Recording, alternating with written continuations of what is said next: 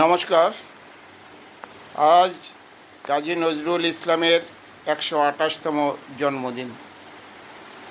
পশ্চিমবাংলা সহ সারা ভারতবর্ষে, বাংলাদেশে কাজী নজরুল ইসলামের জন্মদিন পালন করা হচ্ছে যথাযোগ্য মর্যাদার সঙ্গে। আজকে বিশেষ করে ঢাকা, কলকাতা, বাংলাদেশের অবিভক্ত বাংলার গুরুত্বপূর্ণ শহরগুলিতে ওনার জন্মদিন পালন করা হয়। ছোটোবেলায় ওনাকে ডাকতেন দুঃখী মিয়া। আমরা অনেকেই পড়াশোনার সময় ওনার জীবনী পড়েছি। ওনার সঙ্গে এই উপমহাদেশের কমিউনিস্ট পার্টির নেতা মোজাফফর আহমেদের বন্ধুত্বপূর্ণ সম্পর্ক ছিল।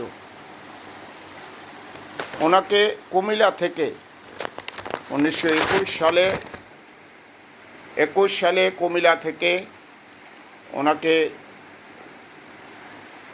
মোজাফফর আহমেদ নিয়ে আসেন। কুমিল্লা থেকে ওনারা চাঁদপুর যান। চাঁদপুর গিয়ে শোনা যাচ্ছে এক সময় মোজাফফর আহমেদ বলছেন ওনাদের কাছে পয়সা নেই। তারপরে এক বন্ধুকে ফোন করে বললেন পয়সা দিল ওইখানে। তারপরে ওনারা স্টিমারে করে কলকাতায় আসেন। তারপরে উনি কলেজ স্ট্রিটেই একটা বাড়িতে ওনারা ছিলেন, ওখানে ছিলেন এবং সাহিত্য বিভিন্ন বিষয়ে ওনারা যোগাযোগ করতেন, আলোচনা করতেন। 1926 সালে উনি তো অনেক কবিতা লিখলেন, গানও লিখলেন। একটা সময় রবীন্দ্রনাথ ঠাকুরকে বলেছিলেন যে, রবীন্দ্রনাথ ঠাকুর নিজেই বলেছিলেন আলোচনায়, তারা বলছিলেন যে রবীন্দ্রনাথ বলেছিলেন যে ওনার চেয়ে নজরুলের গান বেশি। যাই হোক, সেটা নিয়ে একটা আলোচনা বা বিতর্কের আছে, আমি সেই বিষয়ে যাচ্ছি না। গানও করেছেন।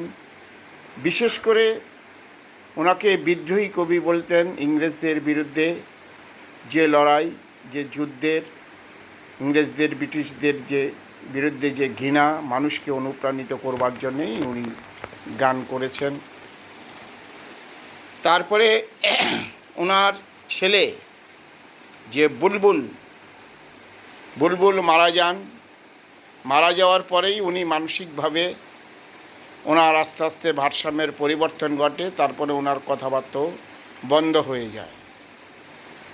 ওনাকে লন্ডনেও নিয়ে গিয়েছিলেন, ওনার স্ত্রীসহ লন্ডনে গিয়েছিলেন। আবার 1953 সালে ওনাকে লন্ডনে নিয়ে যান। যেটা সত্যি সেটা পরিষ্কারভাবে বলতে হবে। 1953 সালে আমাদের পশ্চিম বাংলার যে মুখ্যমন্ত্রী হচ্ছেন বিধান রায়, সে বিধান রায়ও ওইখানে গিয়েছিলেন।